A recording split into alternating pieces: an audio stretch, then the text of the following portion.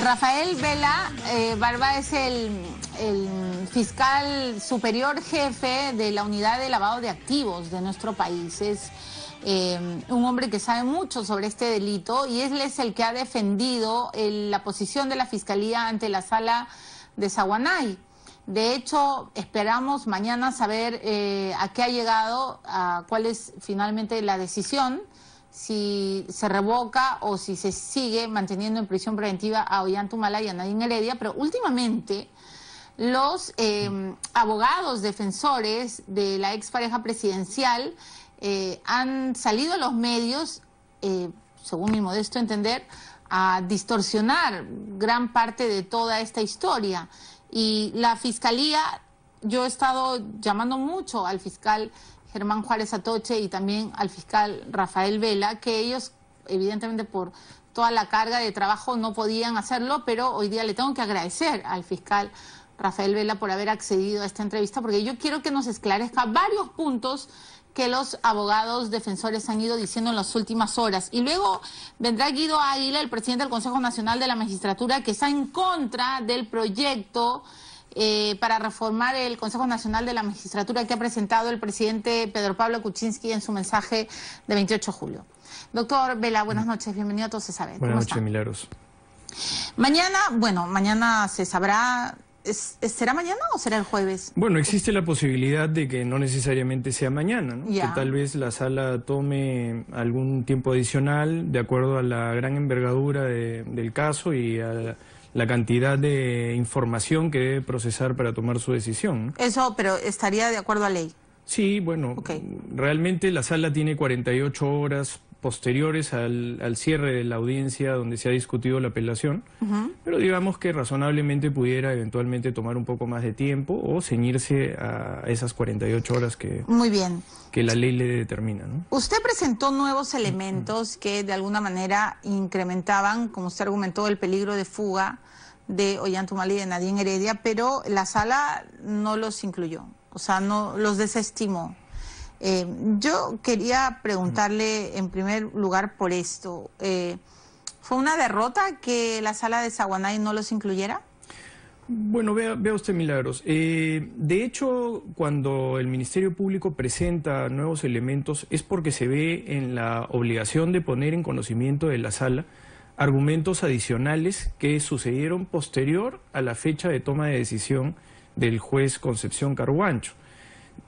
Tal como está argumentada, la decisión del juez Carhuancho es absolutamente rigurosa y sólida, al punto de que a partir de los elementos postulados por el fiscal Germán Juárez Atoche, ¿no? ha logrado construir una decisión que desde nuestro entendimiento es absolutamente legal, coherente, razonable, lógica. Y estos nuevos elementos lo que buscaban era fortalecer, ¿no? Era incrementar los argumentos que ya habían sido objeto de decisión por parte de... Pero Tarol ha dicho ayer, el abogado Tarol, el abogado Espinosa, en fin, todos los abogados de Ollanta Humala y de Nadine Heredia, Eduardo Roy Gates también, que no es abogado, pero ahora aparece pues en los medios defendiendo la posición de la defensa, han dicho de que si usted presenta nuevos elementos no pueden ser considerados ahora, que tendrían que ser siempre presentados en la primera sala, que así manda el derecho. Sí, bueno, eso no es cierto desde la posición que nosotros hemos argumentado. Es verdad que la sala puede tener una postura jurídica que se desvincula incluso de precedentes que ha establecido la Corte Suprema a través de sus decisiones casacionales, ¿no? El recurso de casación es un recurso extraordinario que fija las líneas de interpretación de las normas de carácter procesal, y una de estas decisiones claramente ha determinado de que es posible presentar elementos de convicción en segunda instancia porque hay un artículo expreso del Código Procesal Penal, que es el artículo 420, su numeral tercero, que faculta al Ministerio Público o a cualquier sujeto procesal interviniente a poder presentar estos elementos y que sean discutidos en esa sede de instancia, que por supuesto está reexaminando una decisión de un juez que en su momento calificó también los argumentos de un fiscal. Es decir, el reexamen de la decisión del juez se mantiene, pero puede ser complementada, puede ser adicionada a estos nuevos elementos que se producen con fecha posterior al desarrollo de la decisión. O sea, no es estar fuera de un debido proceso presentado. No, en absoluto. Claro, porque yo he estado bastante... Bueno, usted comprenderá que yo no soy abogada, pero el sentido común dice que si un fiscal sigue investigando y recoge más pruebas, ¿por qué no las podría presentar? Pero bueno, ya los defensores de Ollantaytamala y de Nadine Heredia dicen lo contrario. Lo otro es que hay toda una discusión sobre los testigos. Y entonces, no solo los abogados defensores, sino la propia Nadine Heredia y el propio Ollantaytamala han deslegitimado la versión de los testigos porque en principio dicen que son odiadores. Entonces, como los odian, ¿cómo se va a tomar en cuenta sus testimonios? No, en realidad esa es una apreciación de parte de la defensa. Nosotros hemos recogido los testimonios que corresponden a dar o a demostrar una verificación de hechos. Estas verificaciones, en el caso de los testigos que ha presentado la Fiscalía, son verificaciones directas, no indirectas. Es decir, son testigos presenciales de un acontecimiento que además por obligación de la ley, han tenido que testimoniar lo que a ellos les consta. O sea, no es algo que ellos escucharon, es algo que vieron. Es algo que vieron, así es, con obligaciones también de carácter legal. El testigo está obligado a decir la verdad porque si se comprueba que ha mentido, incluso tiene una persecución penal producto de esa decisión, de tal manera que ningún testigo se arriesgaría a que a partir de que sus dichos no sean ciertos, pueda generar esto una persecución penal contra ellos, ¿no? Hablemos del peligro procesal, porque este es un concepto que se ha ido discutiendo y que siempre dicen que la Fiscalía está errada, que no hay peligro procesal y ni mucho menos peligro de fuga. Yo le quiero hacer una pregunta, doctor Vela. ¿Qué cambió de enero a este año? En enero fue el pedido, ¿no? La revisión de la situación de Nadine Heredia, en el que el fiscal Germán Juárez Atoche pidió prisión preventiva. ¿Qué ha cambiado entre enero y, bueno, ya los primeros días de agosto de este año, para que la Fiscalía se atreva a pedir prisión preventiva sobre estos dos investigados? Bueno, es la evolución dinámica y hasta cierto punto natural dentro del desarrollo de las actividades que realiza el fiscal Germán Juárez Atoche. Y ciertamente la evolución de esta investigación se ha encontrado con una serie de elementos de convicción que han incrementado no solamente el peligro de fuga y el peligro de obstaculización, sino también la mayor cantidad de elementos que conducen a que existe una serie de elementos de convicción que funden gravemente todas estas presunciones legales, ¿no? Por ejemplo. Por ejemplo, por poner alguno de tantos elementos que han sido citados, la vinculación de la procedencia del dinero de Brasil, el hallazgo, la declaración de Marcelo. La declaración no solamente del señor Marcelo Bahía Odebrecht, sino también la prueba trasladada que ha implicado también la declaración del señor Jorge Simoes Barata, que es un postulante a colaborador eficaz con el fiscal Hamilton Castro Trigoso, ¿no? Además de eso, el hallazgo de audios que estuvieron ocultos por mucho tiempo, en el que se evidencia también la estructura interna del Partido Nacionalista, en el manejo de una serie de cuestiones que tienen que ver con la primacía de la realidad, de cómo es que la organicidad, funcionalidad del Partido Nacionalista se vincula también a un presupuesto por el que se encuentran imputados, que es la pertenencia a una organización criminal, y en otro sentido también por el descubrimiento de que presuntamente se habían comprado testigos en el denominado caso Madre Mía, ¿no? Ok, hablemos de esos audios, porque sobre esos tengo muchas anotaciones. Primero, los audios de Madre Mía, los abogados defensores de Ollantaytamala y de Nadine Heredia dicen que se están mezclando papas con camotes, que para empezar eso pertenece a otro proceso. Yo les he dicho varias veces a ellos que los audios de Madre Mía, porque he escuchado las audiencias del fiscal Germán Juárez Atoche y la suya, lo que revelan es que cuentan, ¿no es cierto?, cómo estaba organizado el Partido Nacionalista y que además revelan que Ilan era en efecto el tesorero, en la sombra, cuando ellos decían otra cosa. Pero ellos dicen, un momentito, ni siquiera se ha corroborado esos audios. ¿Qué tiene que decir, fiscal? Bueno, Milagros, en principio que respecto a lo que es la estructura orgánica del Partido Nacionalista, su funcionalidad o las relaciones que tienen que ver con estas tareas derivadas de cuestiones organizacionales, esto sí ha sido objeto de todos los niveles de contradicción, porque han sido sometidas a la presencia de las personas que han sido intervinientes dentro de los audios. Así que en ese aspecto no hay ninguna controversia. Yo creo que la única controversia es la que plantean a partir más bien del hallazgo de la presunta compra de testigos, que es parte específica del peligro procesal, es decir, del entorpecimiento de la actividad probatoria a partir de que la conducta procesal de esa otra investigación que se mantuvo oculta por tantos años pueda, en términos de razonabilidad, replicarse también en este proceso que tiene una madurez propia, una evolución natural, una mayor cantidad de evidencia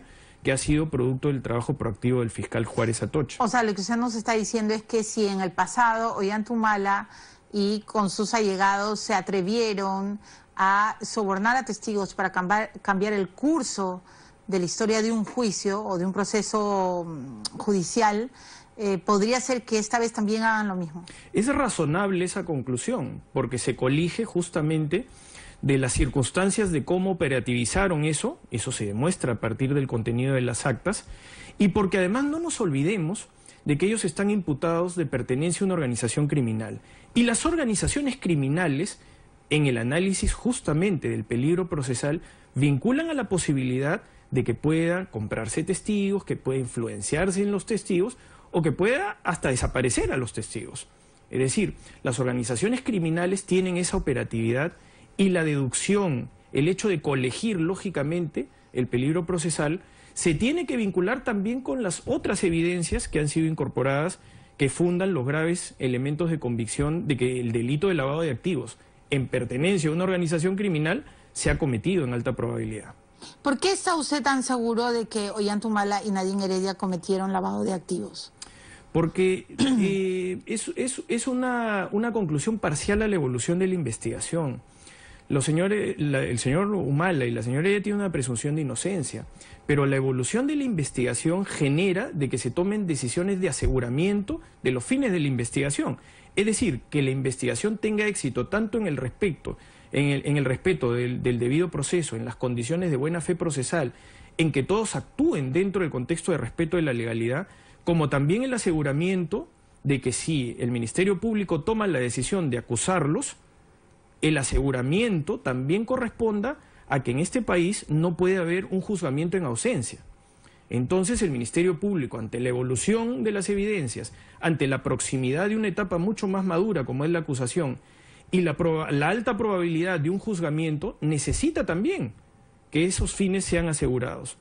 Porque si es que existiere fuga, no se les podría juzgar, porque en nuestro país no se puede juzgar a nadie en ausencia. Y por otro lado, el peligro de obstaculización es que puedan alterarse las condiciones naturales dentro de lo que significa el principio de igualdad en armas. Es decir, que exista buena fe, que exista buena fe procesal, que las reglas sean como consecuencia de que los testimonios, la actividad probatoria en general, no esté condicionada por ningún factor externo que no corresponda al trámite procesal que está regulado por la ley. Pero ellos dicen, a ver, un momentito, ¿cuál es el peligro de fuga? Ollantumala y los dos han dicho, a ver, nosotros hemos estado acá, nunca nos hemos ido. Yo cuando me fui a Ginebra, dice Nadine Heredia, regresé inmediatamente. Creo que se lo recomendó Roy Gates o algún abogado, pero regresó. De hecho, hoy día han regresado sus hijas. Imagino que eso también va a ser un elemento que, bueno, la verdad es que no sé si será usado en el futuro, pero ellos todo el tiempo están diciendo, nosotros nos hemos quedado.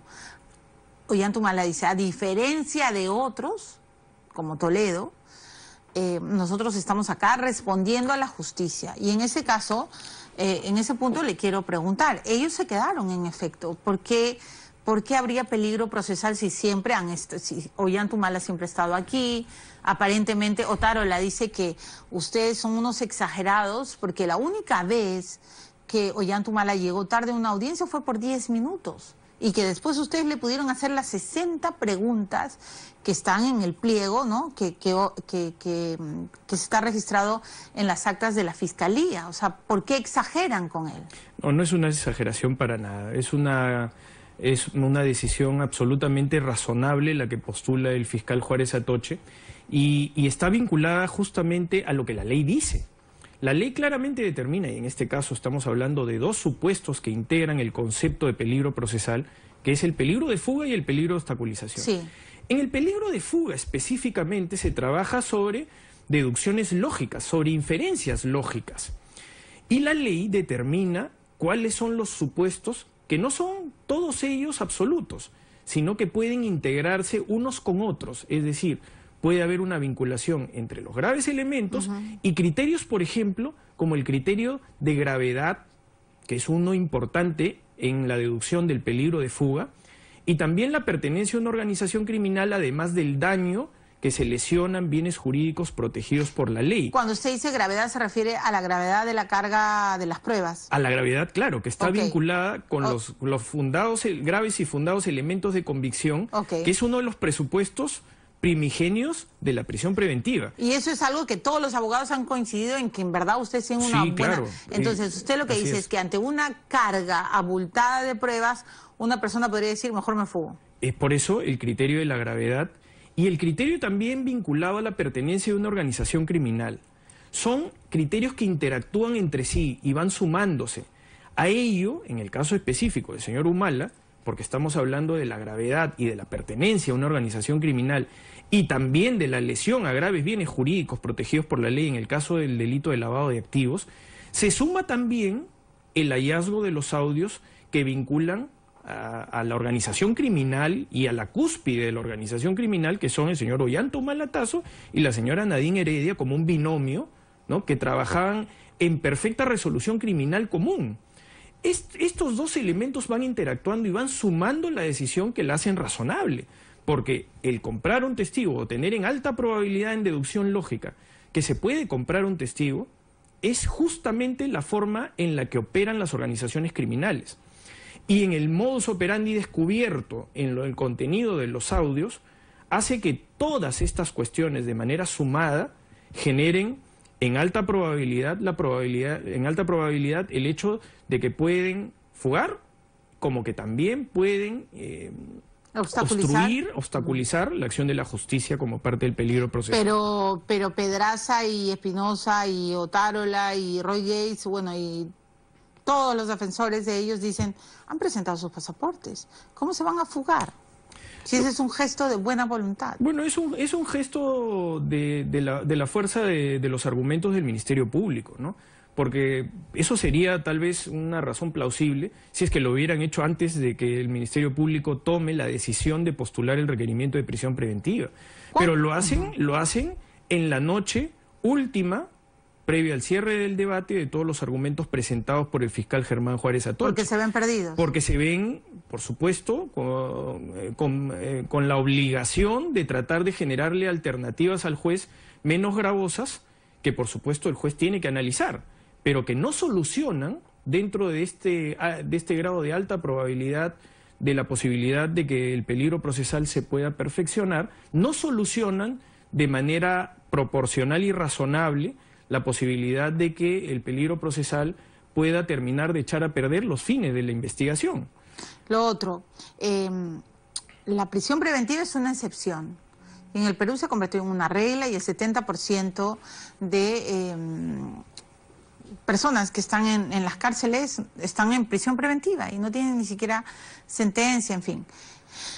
Si esto se hace con un expresidente, ese es el argumento, imagínense lo que pueden hacer con cualquier persona, con cualquier ciudadano. ¿Por qué en lugar de pedir prisión preventiva, o sea, por qué no, por qué la Fiscalía no se preocupa más bien de endurecer de repente la comparecencia y por qué pide prisión preventiva si es la excepción en el marco jurídico de nuestro país? Lo que sucede, Milagros, es que las medidas menos graves, desde la apreciación del Ministerio Público y ahora del juez Concepción Carhuancho, no pueden garantizar suficientemente el éxito de la investigación y los fines del proceso, que es llegar a un juicio en donde se determine la culpabilidad o la inocencia.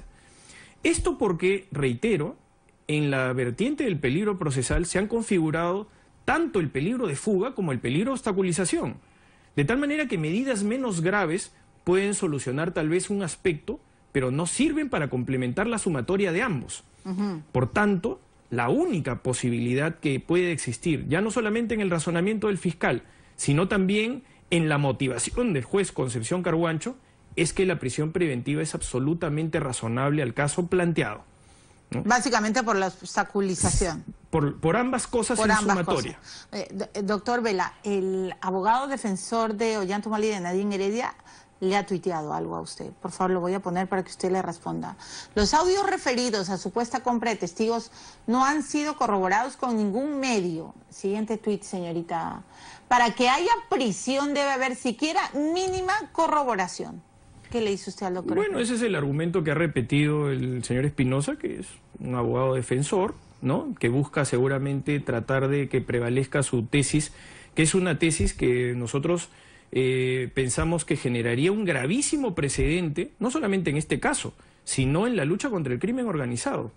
Debe seguramente, y lo sabe seguramente el señor Espinosa, que es un abogado de experiencia, que en los casos de criminalidad organizada, en donde se utilizan las escuchas legales, las interceptaciones telefónicas legales, en, yo diría, absolutamente casi todos los casos, las escuchas no han sido objeto de una contrastación o de una contradicción previa. Porque imagínese, las escuchas de constelación. De constelación, claro. Porque imagínese lo que sería que primero a los grandes criminales de organizaciones, primero les pregunte si es que es su voz y si es que son ellos, ¿no? Sería absolutamente absurdo. Es una viveza, ¿no?, de la defensa. Es absurdo, ¿no? Es absurdo. Lo que pasa es que con estos audios, además, doctor Vela, bueno, yo no sé si usted...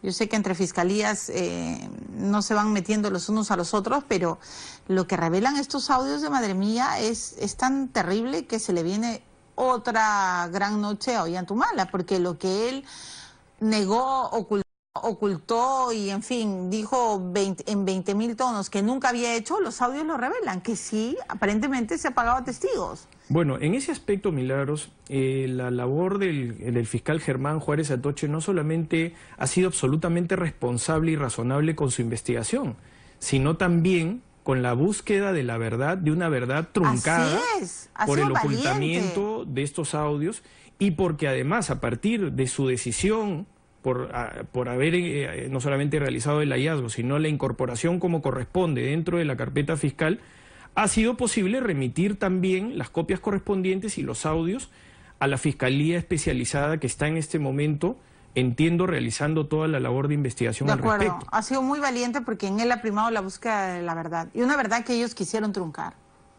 Sí, de hecho hay una investigación... Un fiscal, comprometido. Bueno, eso es lamentable, pero la institución tiene también sus mecanismos de corrección, ¿no? Sí, pero es lamentable que un fiscal haya encarpetado esos audios, señor. Eso pudo haber cambiado el curso de la historia. Bueno, Milagros, de hecho hay una investigación abierta por la Oficina de Control Interno y dentro de seguramente el respeto al debido proceso de investigación se determinarán las responsabilidades correspondientes.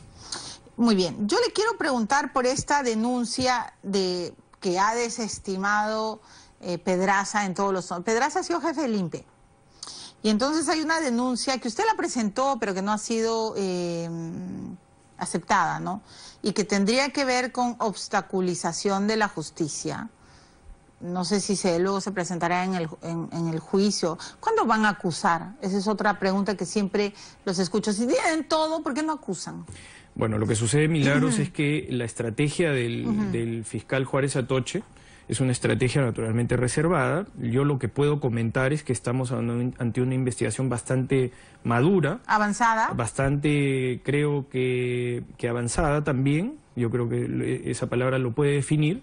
Y estamos muy cerca de llegar a una etapa ya de mayor madurez, como es la etapa intermedia, en donde el fiscal decide si es que acusa a los investigados, se acusa a todos, algunos de ellos, dependiendo de la cantidad de elementos de convicción, elementos de prueba que puedan sustentar una argumentación lógica también en la construcción de su acusación, ¿no? Es verdad y que estamos cerca, ¿no? ¿Es verdad que falta la información de OAS? Bueno, es una de las líneas de investigación del fiscal Juárez Atoche que están activamente siendo materia de su estrategia de investigación, ¿no? Yo no puedo, por supuesto, revelar, obviamente, porque es parte de la reserva de la misma, pero sí puedo decir que está activamente desarrollando su trabajo el fiscal Juárez Atoche. Lo que pasa, doctor Vela, es que los abogados siempre me dicen, ay, milagros, esto tiene 30 meses y no hay cuándo acusen. Bueno, esa es una aseveración incorrecta, ¿no? Porque la formalización de la investigación preparatoria recién tiene poco más de un año, menos de un año en realidad. No nos olvidemos, Milagros, que aquí hay dos investigaciones acumuladas. La investigación del financiamiento del partido político en determinado momento y también la investigación que se realiza contra la señora Nadine Heredia y un entorno cercano. Estas investigaciones han sido acumuladas y convenientemente para sus intereses ellos tratan de ajustar el tiempo del desarrollo de la investigación, que además es una investigación de gran complejidad, para dar la apariencia de que no hay razonabilidad, pero la formalización de la investigación preparatoria, que tiene 36 meses, recién han transcurrido 12. Lo que no quiere decir que se vaya a emplear ese tiempo porque la actividad fiscal, el trabajo proactivo del fiscal Juárez Atoche ha permitido consolidar el caso. Y por supuesto nos aproximamos más bien a un tiempo en el que razonablemente, a pesar de tener más plazo legal, no lo vamos a emplear. Vamos a más bien buscar razonablemente, tratando de construir la solidez del caso, que esas decisiones se tomen en un plazo mucho menor. A ver, usted ha presentado, le quería preguntar esto, la denuncia, y ha salido en la prensa también, ¿no? La denuncia de una presunta presión a un colaborador eficaz. Lo ha presentado además Graciela Villasís. Que esto por parte del director del penal de Piedras Gordas, Genaro Escamillo Gómez. Escamilo, sí. Perdón, Escamilo Gómez, muy bien. Pedraza, por supuesto, lo ha desestimado en todos los tonos, ha dicho que eso no, parte de una telenovela. Pero entonces, hay un oficial, ¿no es cierto?, que cuidaba a este interno que estaba en la clínica y que él dice que en todos sus años que trabaja en esa unidad nunca ha visto a un funcionario del Estado ir tantas veces a visitar a un interno que está, valga la redundancia, internado, ¿no? Eso, el hecho de que hayan querido que él firme a cambio de mejoras en sus condiciones carcelarias, ¿eso qué configura? ¿Cómo lo tipifican ustedes? Claramente configura una conducta obstruccionista dentro del desarrollo de la investigación, ¿no? Eso, ¿pero qué es eso? ¿Amedrentamiento? Claro, ¿extorsión? ¿Qué es por eso? supuesto tratar de inducir, de compeler la voluntad de un aspirante a colaborador eficaz que se entiende, realiza y toma sus decisiones en ejercicio de su voluntad. De su libertad y de su voluntad. Así es. Ok, entonces el hecho de que eventualmente pueda recibir un beneficio premial tampoco es que quiera decir que necesariamente va a obtener su libertad, porque los beneficios pueden ir desde las exenciones de pena hasta las reducciones de la misma. Eso, ¿no? También es verdad. Un colaborador eficaz no necesariamente sale libre mañana. No pueden reducirle la pena o lo que sea. Depende de la valoración del peso de la información que pueda aportar. Y eso lo han dicho siempre en la Fiscalía. Pero yo quiero llegar a ese punto que lo he estado discutiendo siempre sobre la obstaculización de la justicia. Entonces, el hecho de que se revele ahora que ha existido esa práctica con un candidato a colaborador eficaz significaría que no solo se podría comprar testigos, que se podría amedrentar a supuestos a candidatos a colaboradores eficaces. Sí, en general todas esas posibilidades están dadas dentro del contexto de los graves cargos de vinculación o pertenencia a una organización criminal, ¿no? Ya, y ahora le pregunto, ¿y qué pasa con la integridad de esos colaboradores? O sea, la Fiscalía, porque todo esto se está filtrando, ¿no? Se filtra y se filtra. Ayer, ¿Ayer ha sido Catalina? Sí, ¿no? Otárola, o quién me ha dicho que cómo es posible. Ah, sí, Otárola. Ayer ha dicho que ustedes prácticamente son los filtradores. No, no es cierto. ¿No? No es verdad. Nosotros no filtramos nada. Y que además, ¿cómo es posible que se conozcan documentos que solo la Fiscalía y ellos lo tienen y que luego aparezcan en los medios. Bueno, ¿no? eso no es preciso, Milagros, y creo que yo estuve viendo ayer la entrevista Sí. que le hiciste al señor Otárola, que finalmente tuvo que admitir que los documentos no se habían presentado el día lunes. Los documentos se presentaron con la anticipación exacta a la decisión de la sala de convocar a audiencia luego de hacer lo que los abogados conocemos como el doble control de admisibilidad del recurso. Porque no solamente el recurso tenía que ser concedido por el juez Concepción Carhuancho, sino también por la sala. Y una vez que la sala también concede ese recurso, se admite que está bien concedido el recurso por parte del juez Carhuancho, fija una fecha para el desarrollo de la audiencia y que se puedan discutir los agravios.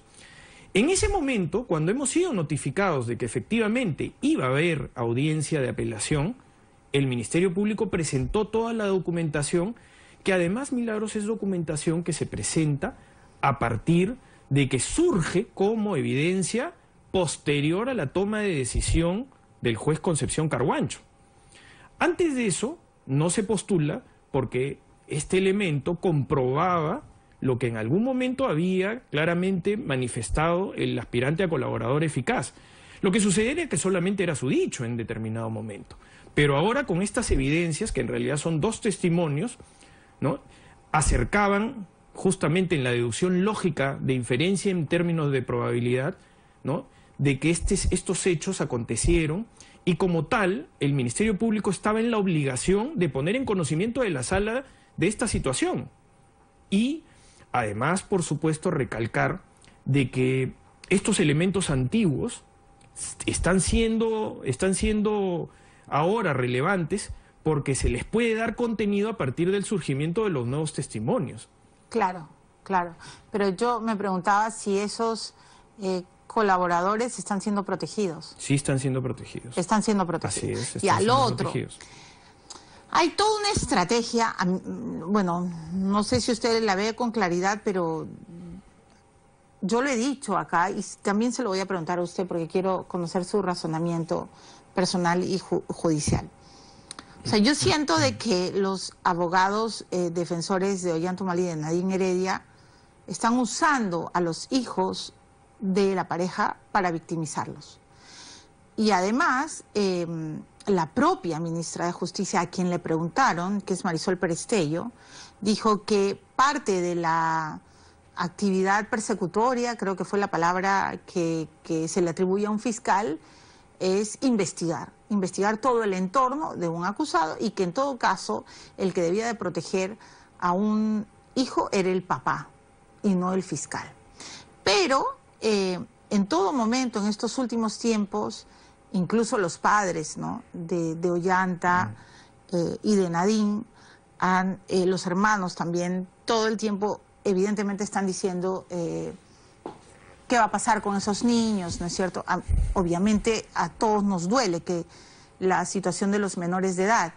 Y justamente por eso, doctor Vela, es que yo no he presentado las fotos y tampoco voy a presentar el tuit del abogado Otárola, que en este momento le está tuiteando también cosas sobre eso. Y entonces lo que él dice es que el fiscal Germán Juárez Atoche violó la intimidad. No es verdad. De las niñas. Yo se lo quiero plantear, pero no pongo el tuit porque me parece perverso esto. Entonces, le estaría haciendo el mismo juego al doctor Otárola, pero lo voy a trasladar, porque eso es algo que se está instalando. Ustedes, los fiscales, no protegen a los menores de edad, violan los derechos de los menores de edad, han violado la intimidad de las niñas. ¿A qué cuento tenían que ir a investigar si habían salido o no del colegio, etcétera? ¿Cuál es el razonamiento de la Fiscalía en el caso de investigar las actividades de las hijas de Ollanta Humala y de Nadine Heredia? Bueno, Milagros, en principio rechazar estas aseveraciones porque el Ministerio Público trabaja en estricta correspondencia a sus deberes de objetividad y de legalidad. El fiscal Germán Juárez Atoche, ante el conocimiento de la noticia del viaje de las hijas de la pareja, los señores Ollanta Humala y Nadine Heredia, viaje que además toma conocimiento por la prensa, ¿no? En una cuestión, digamos, bastante... ¿No le informan los abogados de Nadine? No, así es. Hay una información posterior, digamos, pero cuando ya las niñas habían viajado, ante el conocimiento de esta información, que tiene que ver justamente con la dependencia de cualquier menor de edad en una relación parental, ¿no? Y ante la posibilidad de que la sensibilidad decaída de las reglas de conducta flexibilizadas en su momento hacia la señora Heredia pudieran permitir esa deducción lógica a la que hacía referencia de que podría eventualmente tratarse también de una salida del país que pudiera tener un propósito de eludir la acción de la justicia. El Ministerio Público lo que tiene es la obligación de hacer indagaciones correspondientes, pero siempre velando, por supuesto, los intereses superiores de los niños y los adolescentes. Por tanto, en estricta reserva, lo que hace el Ministerio Público es enviar a un grupo de fiscales, a 2 fiscales adjuntos, a que conversen con la directora del colegio, que no tiene absolutamente nada de irregular, porque es una conversación que tiene que ver estrictamente con las razones dentro de lo que pudiera especularse y vincularse a esta posibilidad de eludir la acción de la justicia. Es una entrevista estrictamente reservada, privada, en la que absolutamente se menoscaba los intereses superiores del niño, o se haya violado de alguna manera su intimidad personal o su libre desarrollo de la personalidad. No hay ningún acceso a los salones, como en algún momento se ha dicho, eso es absolutamente falso. Y la diligencia, el contenido del acta de la diligencia es estrictamente lo que se habló, que fueron aspectos muy puntuales, relacionados con el viaje. Absolutamente. Y eso evidentemente tienen conocimiento los abogados. Pero por supuesto, es más, el Ministerio Público, Milagros, nunca, en ningún momento, generó ningún aspecto comunicacional respecto a la diligencia estrictamente reservada que se había llevado a cabo. Fueron los señores los que expusieron más bien justamente este tema. No, y luego Nadine Heredia que les dedicó un tuit, ¿no? Bueno, pero esa es una decisión absolutamente personal, tal vez parte de una estrategia de victimización, pero que no tiene ningún aspecto de descuido de parte de la actividad fiscal. El contenido del acta lo dice. Y yo te puedo pedir que incluso puedas hasta de repente conversar con la propia directora del colegio para que se sepa estrictamente las razones por las que los fiscales fueron, que además han sido absolutamente puntuales. Sí, lo que a mí me queda claro es que hay una estrategia de victimización, y lo que también me queda claro es que no hay un esclarecimiento de dónde sacan el dinero para tener no sé cómo se dice en derecho, esos gastos que tienen que ver con la escolaridad. Bueno, no sé, pues de repente tienen muchos ahorros, no lo sé, pero el colegio en el que sus hijos estudian es uno de los más caros del país, no de Lima, del Perú entero, ¿no? Bueno, en fin. Pero ese es otro punto, y yo creo que si una persona está siendo investigada por lavado de activos, imagino que todo su entorno es investigado, ¿o no? Porque hasta la mejor amiga Chío Calderón está metida en el bailetón. Bueno, de hecho, el ritmo de vida es parte también de un elemento notorio de una probabilidad de desbalance patrimonial. No nos olvidemos, Milagros, que también uno de los elementos que se han presentado dentro del requerimiento de prisión preventiva como graves y fundados elementos de convicción de la comisión del delito de lavado de activos han sido también estados de cuenta de fondos asignados a sus menores hijas, ¿no? Entonces, de hecho, la responsabilidad de las acciones de los padres, a veces, en algunos casos, cuando hay investigaciones de carácter penal, también tienen que implicar a un nivel de razonabilidad también del tratamiento de la información, pero que tampoco puede dejar de establecer una línea de investigación para el Ministerio Público. No, igual se ha investigado a todos los hijos de todos los expresidentes. De la misma manera que es una situación muy penosa, en el caso de ellos, ¿no? Por supuesto, en todos los casos, pero en este caso ellos son menores de edad, pero por eso quería preguntarles esto que sí está... No, se ha dicho de que los hemos investigado, de que hemos hecho algún acto de investigación, y eso es absolutamente falso. Y yo quería solamente recalcar, Milagros, que sobre un aspecto que en algún momento fue una pregunta de tu parte, de que nosotros lo que buscamos no es un doble estándar para el señor Humala o la señora Heredia. Lo que nosotros buscamos es que la prisión preventiva corresponda estrictamente al principio de igualdad ante la ley. Por eso es que hemos presentado abundante jurisprudencia de la propia sala que está en este momento tomando, en proceso de tomar la decisión de si confirma o no la decisión, la decisión del juez Concepción Carhuancho, le hemos presentado las propias decisiones en otros casos.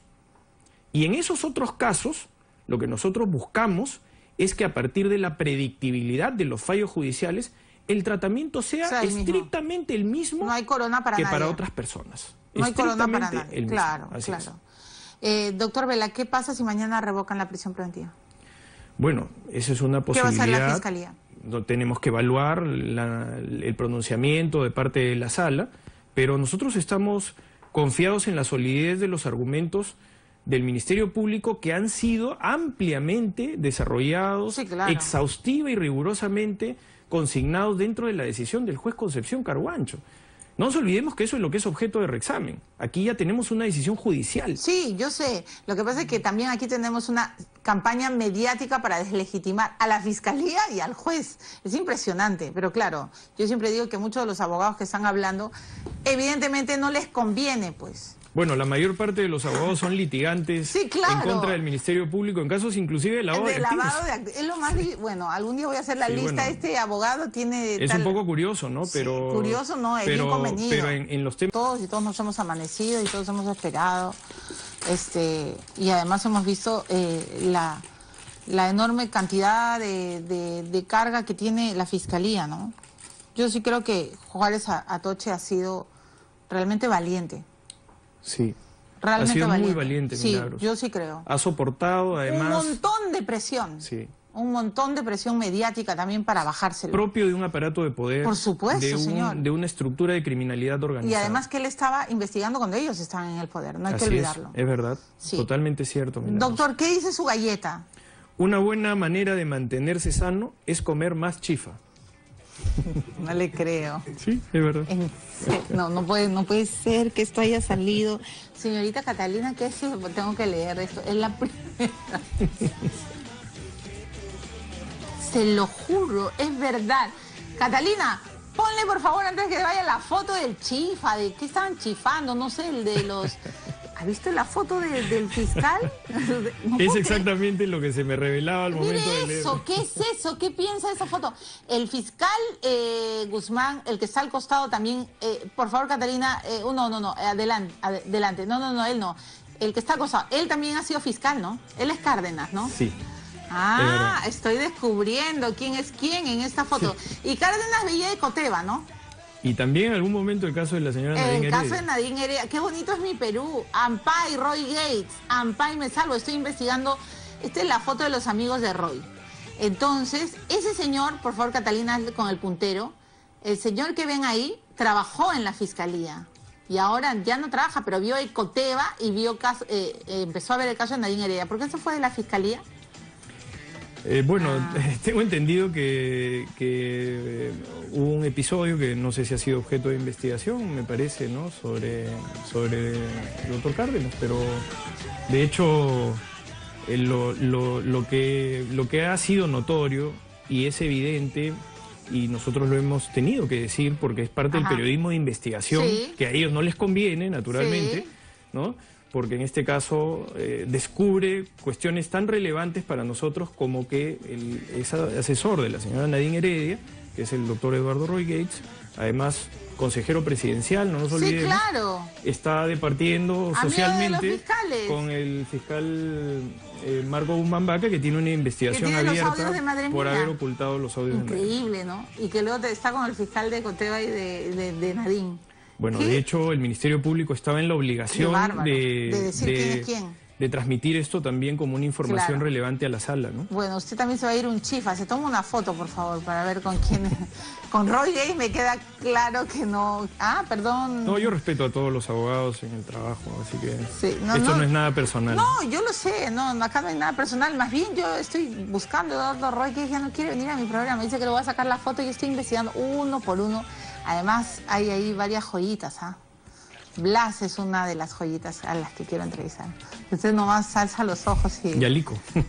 Y Alico, ¿no? Está Sí, en las bueno, agendas, está en ¿no? las agendas también, ¿no? Está en las agendas. Gracias, doctor Vela. Espero entrevistarlo gracias pronto. a ti, Milagros.